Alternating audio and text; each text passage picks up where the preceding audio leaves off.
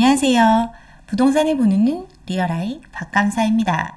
정말 요즘 시장에 돈줄이 막혀가고 있습니다. 특히나 PF 시장에 돈이 완전히 꽉꽉 막혀 있는데 제가 아는 증권사 분들도 지금 몇 달째 놀고 있습니다. 거의 대부분의 사업들이 멈췄다고 볼 정도로 정말 시장 상황이 급변을 했어요. 얼마 전에 뉴스가 나왔죠. 둔촌주공이 PF 차원 발행에 실패를 했습니다. 시공사와 공사비 갈등을 겪으면서 지금 건물 50% 넘게 올라왔는데 공사가 멈추는 지경까지 지금 엄청난 우여곡절을 겪고 있는 게 바로 둔촌주공인데, 이렇게 갈등 상황 속에 조합의 사업비 대출 기간이 만료가 됐습니다.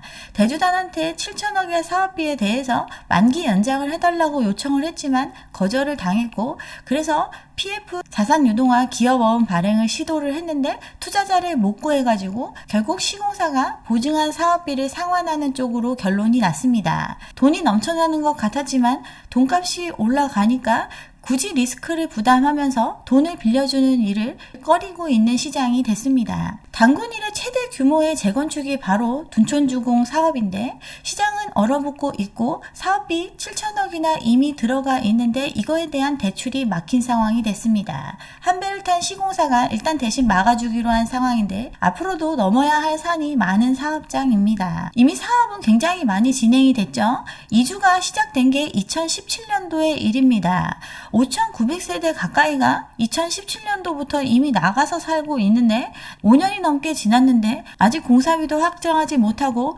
분쟁 속에 있어요. 시공사와 삐걱거린 이후 결국 조합원들이 부담해야 되는 부담금을 최대한 줄이기 위해서 욕심을 부리다가 이러한 상황까지 됐습니다.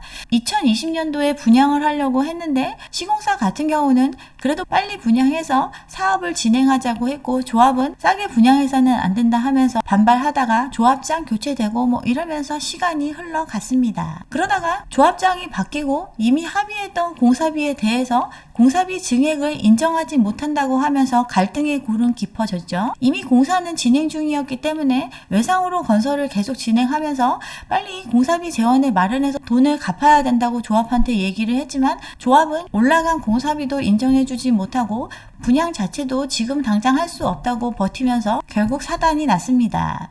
2022년에 공사가 중단이 됐고 6개월 넘게 서로 대치하는 국면을 갖게 됐죠. 강대강의 대치를 보였어요. 건설사가 컨소시엄을 통해서 공사를 하는데 그 중에 한 건설사 사업장에서 사고가 나니까 그 건설사 빼야 된다 이런 식으로 꼬투리 잡고 하다가 공사가 중단이 됐습니다. 절반 이상 진행된 상황에서 중단이 됐고 유치권을 행사하는 현수막이 걸렸죠.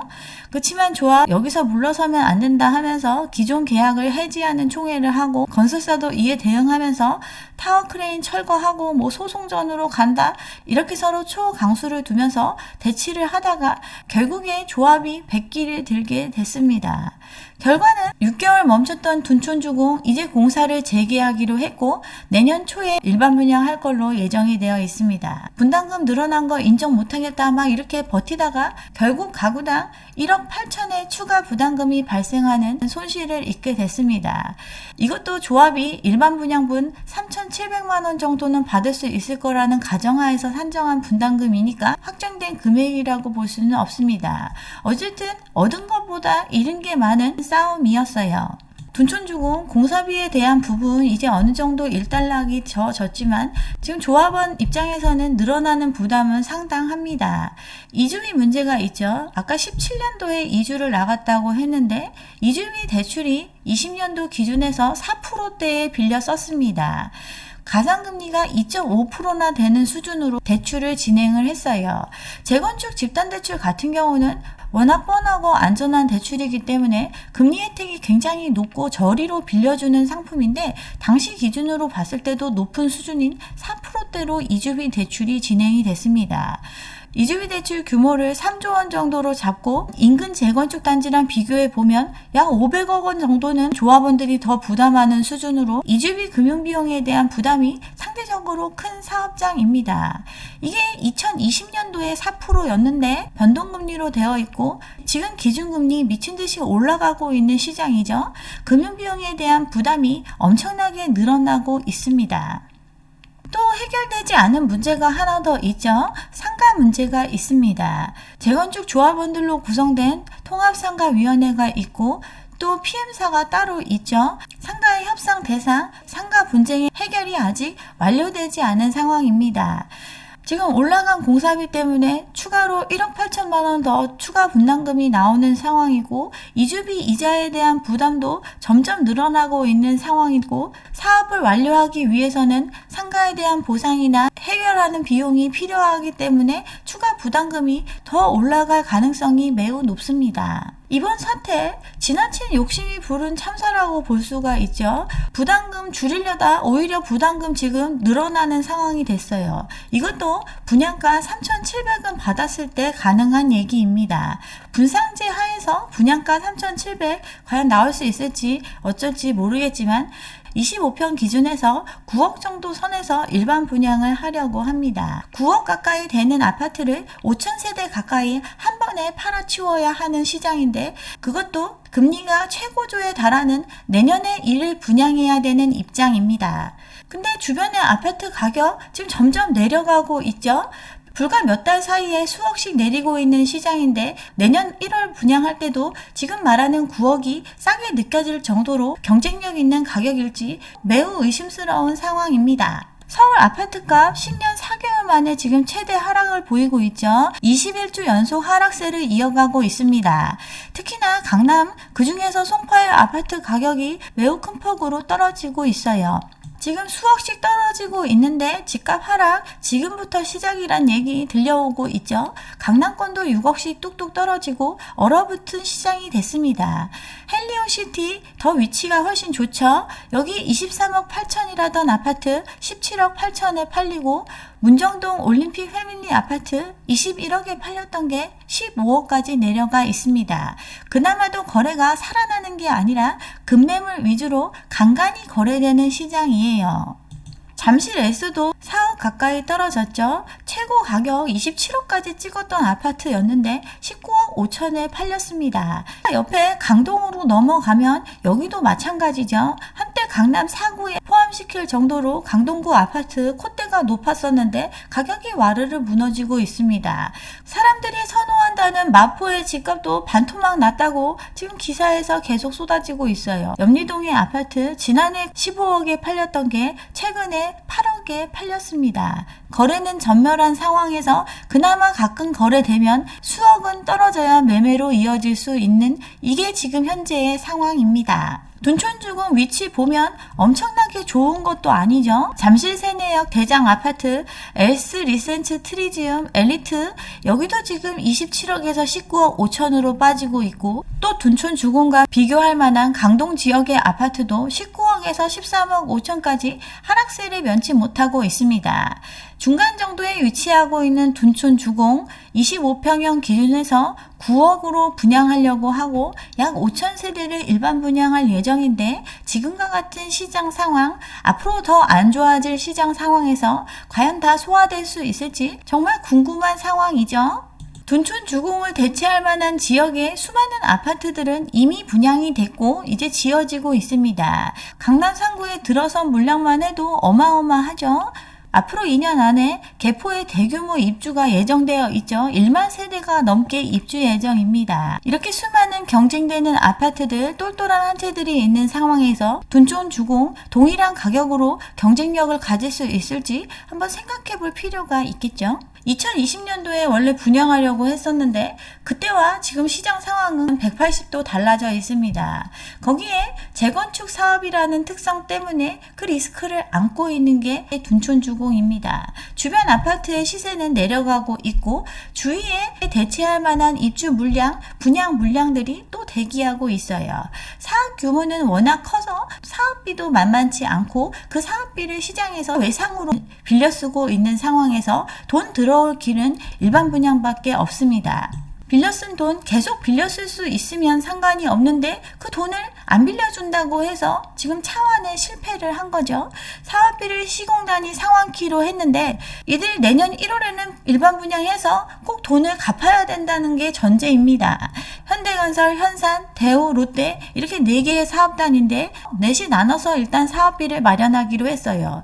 그럼 이 건설사들은 돈이 있을까요? 이 건설사들 입장에선 갑자기 한 2천억 원씩 돈을 땡겨야 되는 상황이 된 거죠. 근데 지금 시장의 돈줄은 말라가고 있습니다. 현상 같은 경우 내년까지 소화해야 되는 PF 2조 8천억이 있습니다. 보유하고 있는 현금 1조 8천억의 단기 차입금을 대폭 확대시키면서 일단 돈을 마련하고 있는데 계속 돈 빌리기 어려워지는 상황으로 가고 있어요. 현상 같은 경우 여러 개 사업장에서 건설사고가 일어나면서 금융시장에서 돈을 더 안 빌려주고 있죠. 올해 1분기만 1조 2천억 정도를 소화시켰고 대부분 분양 과정을 거친 후 분양 대금으로 상환을 했습니다. 나머지는 보유 현금과 차환을 통해서 대응을 했는데 분양이 잘 안 되면 문제가 터질 수 있음을 의미합니다. 올해 2분기에서 4분기 사이 그리고 내년에 만기가 다가오는 유동화 증권의 규모도 지금 1조 6천억 가까이 기다리고 있습니다.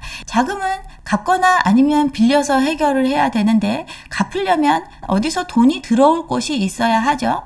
분양을 하기 전에는 돈이 들어올 길이 없고 갖고 있는 돈을 꼬라박거나 아니면 대출을 더 받아가지고 해결을 해야 되는 상황인데 대출이 우호적이지 않습니다. 여기에 둔촌주공 2천억을 또 마련해야 되는 거죠. 롯데건설도 5천억을 차입을 했습니다.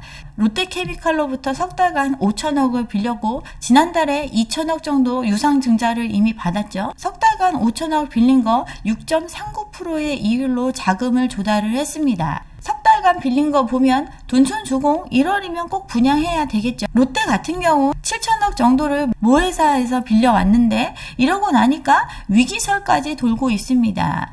강원도가 보증한 레고랜드 이거 강원도가 돈 못 갚겠다고 나서면서 지자체도 못 믿는데 건설사 믿고 돈 빌려줄 곳이 더 없어진 시장이 됐으니 자금을 구하기가 너무나 어렵습니다. 시장에서 자금을 조달하는 게 굉장히 어려워진 상황이니까 모회사의 손을 빌린 거죠. 롯데건설 같은 경우는.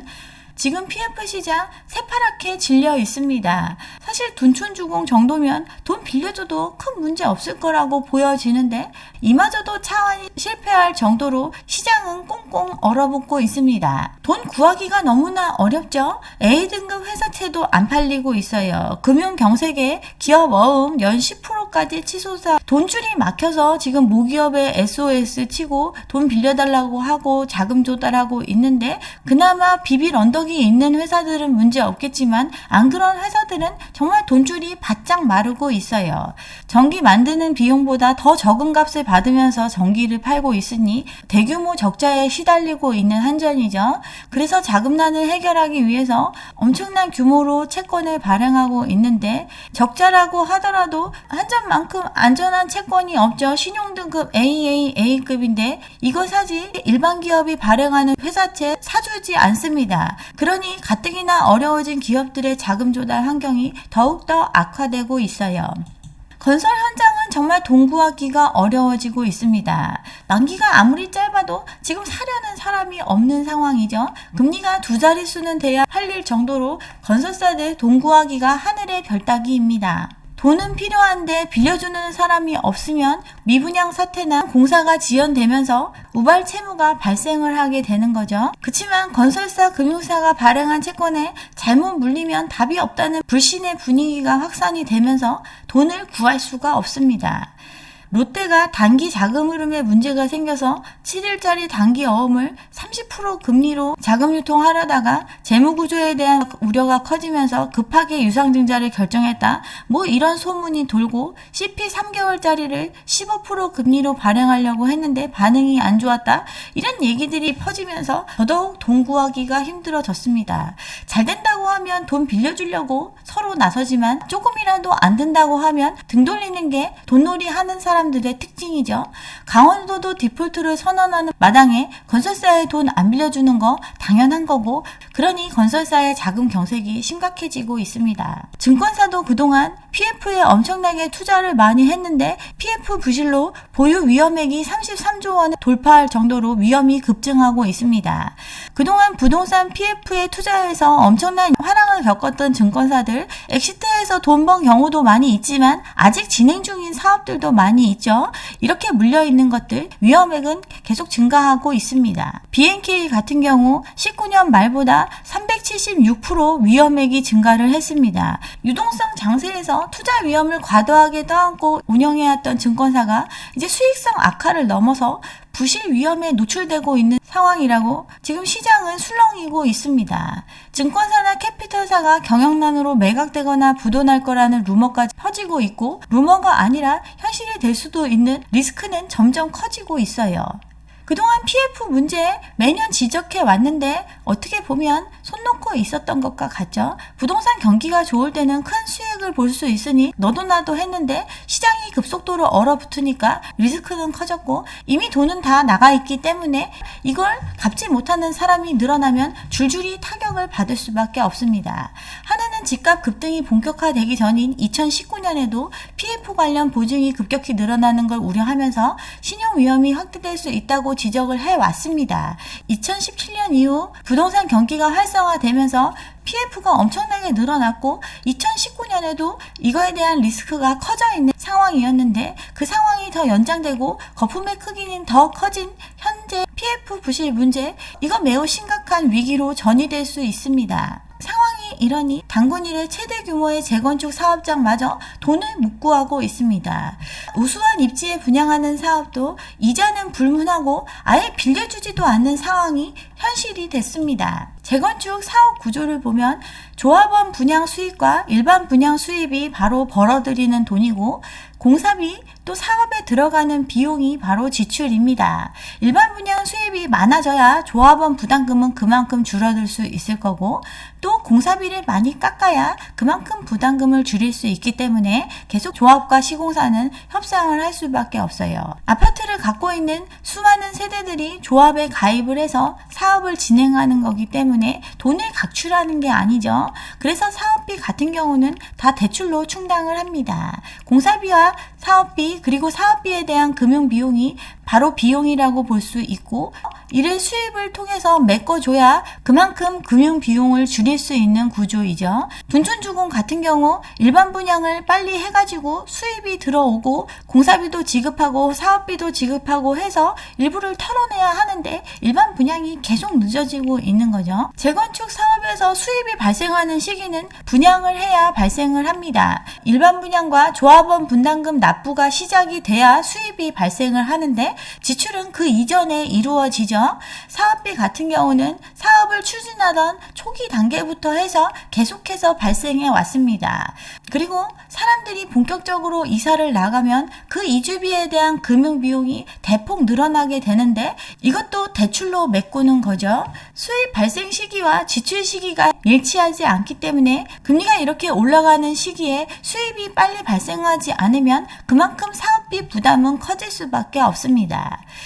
사업이 성공적으로 완료가 되려면 결국 분양을 통해서 돈을 벌어들여서 빚을 청산해야 가능한 일입니다.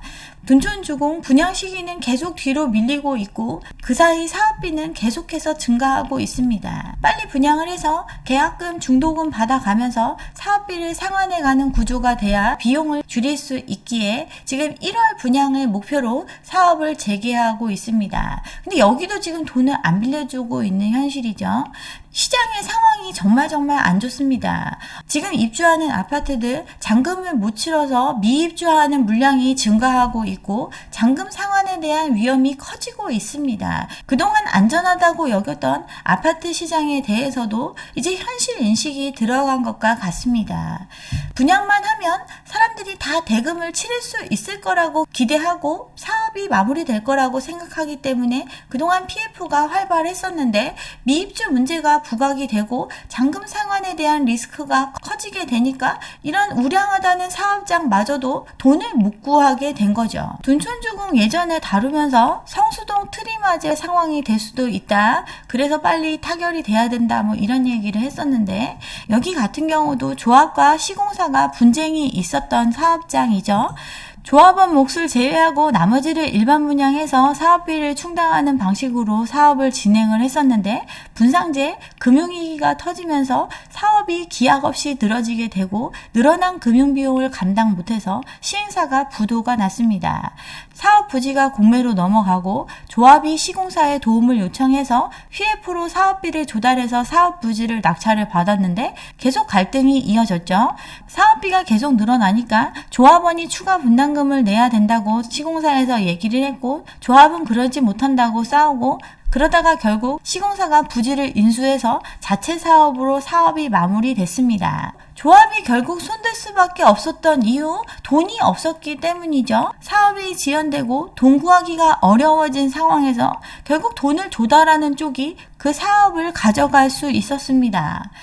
지금 시장 상황은 안전한 투자처가 넘쳐나는 시장이죠. 리스크가 없고 금리가 높은 시장이기 때문에 투자를 안 하는 것이 오히려 투자를 하는 것보다 더 큰 이익을 주는 시장입니다. 그러니 리스크를 담보한 PF 시장으로 흘러들어갈 돈이 없어지는 거죠. 둔촌주공 이제 일반 분양을 앞두고 있는데 꺼져가는 시장을 고려하지 않고 높은 분양가로 5,000세대 가까이 되는 물량을 풀어냈다가는 오히려 시장의 하락세를 가속화하는 트리거로 작용할 수 있음을 잊지 말아야 할 겁니다. 네, 여기까지 오늘 준비한 내용이고요. 오늘 제 영상이 좋았다면 좋아요와 구독 잊지 마시고 다음 영상도 함께 해주시기 바랍니다. 감사합니다.